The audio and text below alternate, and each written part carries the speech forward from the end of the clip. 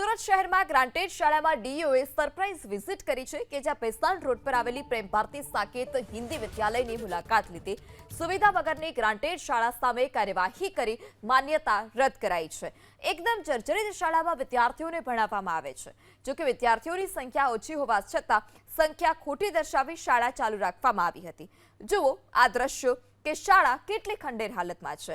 વર્ગખંડના જે દરવાજા છે તે વર્ગખંડના દરવાજા પણ ગાયબ છે તો બારીનું નામો નિશાન નથી। શૌચાલયની બદતરથી બદતર હાલત છે। ત્યાં પંખા પાણી સહિતની પ્રાથમિક સુવિધાનો પણ શાળામાં અભાવ છે। જે બેન્ચ પર બેસીને બાળકો અભ્યાસ કરે છે તે બેન્ચ પણ ખખડધજ હાલતમાં છે, જેને લઈ અગાઉ પણ શાળાને નોટિસ આપવામાં આવી છતાં કોઈ પણ બદલાવ ન થતા આખરે ડીઈઓએ સ્થળ પર તપાસ કરી અને શાળાની માન્યતા રદ કરી છે। આ શાળા હંમેશા વિવાદમાં રહી છે। આ શાળાના હંમેશા કચેરી ખાતે અને શિક્ષકો સાથે અને બધા સાથે પ્રશ્નો સાથે વિવાદમાં રહી છે। આ શાળાઓની રૂબરૂ ચકાસણી કરતાં જાણવા મળ્યું છે શાળાની અંદર કોઈપણ પ્રકારની ભૌતિક સુવિધા ઉપલબ્ધ નથી।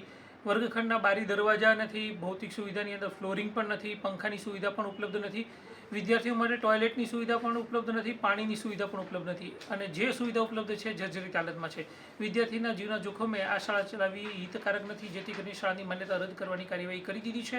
શાળાના વર્ગો બંધ કર્યા છે। ગત વર્ષે પણ શાળાના વર્ગો બંધ કર્યા, પરંતુ શાળા દ્વારા અપીલમાં જતા શાળાના વર્ગો 1 વર્ષ માટે પુનઃ શરૂ રાખેલા છે, પરંતુ આ વર્ષે શાળાના વર્ગો બંધ કરી આગળની કાર્યવાહી કરવામાં આવી છે।